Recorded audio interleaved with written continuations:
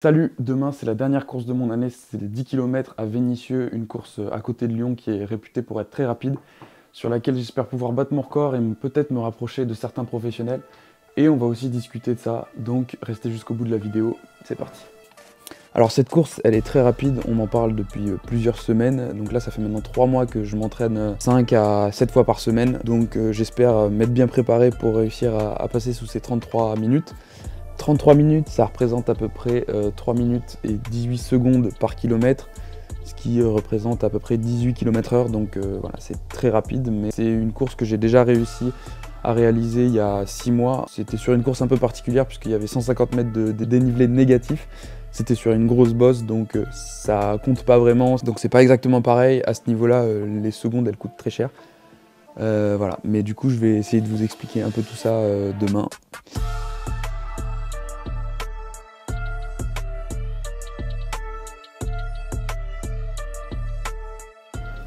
Yo les abonnés, ce sera moi aujourd'hui, votre caméraman. J'ai rarement vu quelqu'un d'aussi serein que Emilien ce matin. Enfin, on n'est pas forcément à l'heure quoi, et il est grave serein, il gère son truc, tranquillou. Ça va être cool de pouvoir le filmer. Ça fait 2-3 semaines avant qu'il s'y donne à fond, donc voilà, à voir ce que ça donne. On se retrouve très vite. Teste le mic, là ça répond là. On est chaud patate. Le départ est dans 10 minutes, il y a beaucoup de monde et je viens juste de récupérer mon dossard, genre hyper à la bourre. Bam. Parce que je sais pas lire les mails et que j'avais demandé à quelqu'un de le récupérer pour moi. Mais bon, là c'est bon et 10 minutes c'est parti.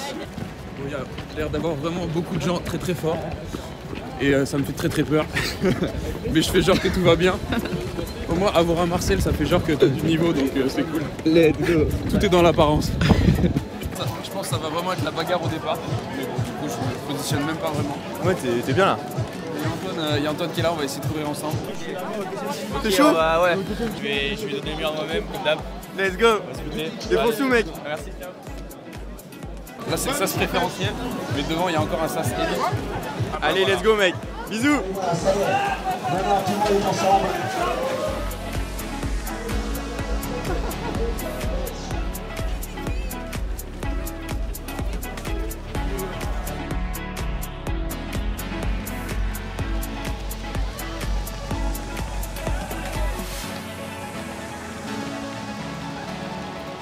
Allez, allez mon Mimile.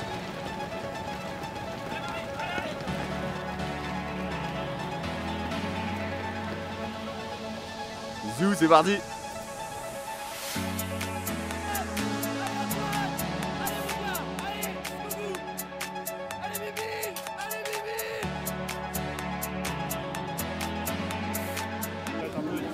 Bien joué gros. C'était trop dur. C'est bien. Ouais, je suis content.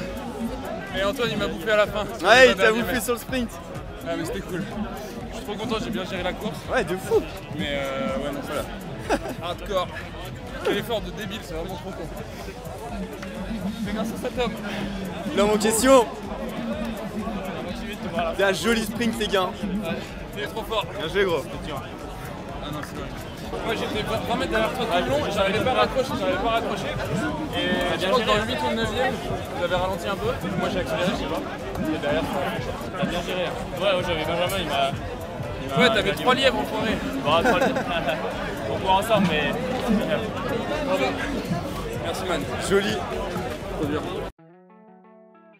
Ok. Je suis de retour à la maison, la course s'est très bien passée, j'ai fait 32 minutes et 17 secondes, ce qui est donc largement mieux que ce que j'espérais. Mon objectif est atteint et je suis évidemment très content, très fier. Je voulais profiter de cette vidéo pour faire un petit bilan de cette année et même de cette année et demie d'entraînement, puisque ça fait maintenant voilà, plusieurs mois que je m'entraîne fort pour en arriver là et j'en suis très content. En gros, ça fait à peu près 1 an et demi que je m'entraîne 5 à 7 fois par semaine. Ça demande évidemment beaucoup de temps, beaucoup d'énergie, beaucoup d'organisation. Et je suis très content, ça m'a permis de beaucoup progresser, prendre énormément de plaisir, de rencontrer plein de gens super. Et ça, sans me blesser, donc tout ça c'est très positif. Mais en fait, je sens que je me rapproche d'un niveau où chaque seconde coûte très très cher et où la performance, elle prime sur beaucoup de choses, et en particulier l'environnement, et ça m'ennuie beaucoup. Aujourd'hui, ce monde ne m'attire pas du tout et le monde professionnel, même dans son entièreté, n'est pas du tout adapté aux enjeux écologiques, si tant est même que le sport professionnel puisse exister dans un monde soutenable en fait. Alors évidemment, à travers cette chaîne, moi je fais la promotion du sport, donc je ne vais pas non plus arrêter complètement. Et j'ai encore envie de progresser, encore envie de découvrir de nouveaux sports et prendre du plaisir au quotidien. Et donc à travers cette vidéo, moi j'ai tout simplement envie de lancer un appel ou participer au mouvement qui simplement ne jure pas que par la performance et à peut-être re-questionner un peu la manière dont on envisage le sport et la manière dont on réalise ces performances-là et à quel prix en fait. Et à l'inverse, j'ai envie de faire la promotion de celles et ceux qui ont eu le courage de proposer des initiatives. Il y a quelques semaines, j'ai eu la chance de rencontrer Lucie Croissant qui a été championne d'Europe et championne de France de raid multisport avec son team FMR. Et c'est une équipe de raid qui revendique fièrement de ne plus prendre l'avion et pour autant ça n'a pas eu d'impact direct sur leur performance. Donc moi je suis évidemment très content de voir qu'il y a ce genre d'initiative, j'ai envie de le partager. Il y a également un an, Stan Turé, qui est un skipper, a décidé d'arrêter la course au large pour des raisons écologiques, puisque les transatlantiques parfois sont des aberrations écologiques, puisqu'ils font les transatlantiques d'un côté et leur bateau rentre en cargo, ce qui n'a évidemment aucun sens. Et donc Stan Turé a décidé de s'associer avec d'autres skippers pour créer une association de défense de l'environnement qui s'appelle La Vague. Dans le monde du triathlon, il y a également un athlète belge qui s'appelle Noah Servet, qui a été champion d'Europe cette année d'aquathlon alors qu'il ne prend plus l'avion. Donc également c'est possible et il en fait la preuve.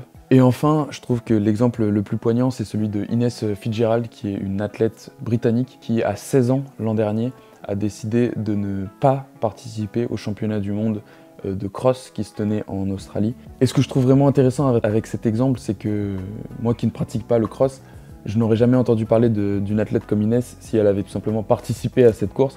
Et là, du fait de ne pas participer à quelque chose, son impact médiatique et même sportif est décuplé. Et ce que je trouve d'autant plus courageux, c'est que elle avait 16 ans quand elle a pris cette décision et qu'elle avait toute sa carrière professionnelle devant elle. Et elle a la chance d'avoir eu une éducation sur les enjeux écologiques.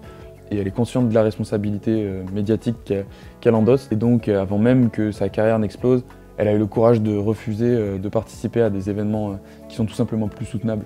Et comme à chaque fois, je tiens aussi à porter un message positif. Moi, je vais continuer à faire du sport, j'ai envie de participer à des événements de petite échelle, proches de chez moi, avec des gens qui ont les mêmes valeurs que moi. Et aujourd'hui, toutes les Coupes du Monde, Championnats du Monde, Jeux Olympiques ne sont tout simplement plus soutenables et ne pourront pas continuer d'exister comme ça indéfiniment. Donc j'espère que vous aurez compris mon message, n'hésitez pas à partager évidemment. Si le cœur vous en dit, ça pourrait beaucoup m'aider et j'espère vous revoir bientôt. Salut! Et évidemment, cette vidéo ne s'adresse pas directement à l'organisation de la course à laquelle j'ai participé ce week-end. Elle sert plutôt d'exemple pour mon propos. Tout était très bien organisé, dans un bon état d'esprit et c'était une course qui, malgré le niveau très élevé, s'adressait essentiellement à des athlètes qui venaient de la région. Donc l'impact était relativement faible. Et voilà. Bisous les Srabitos.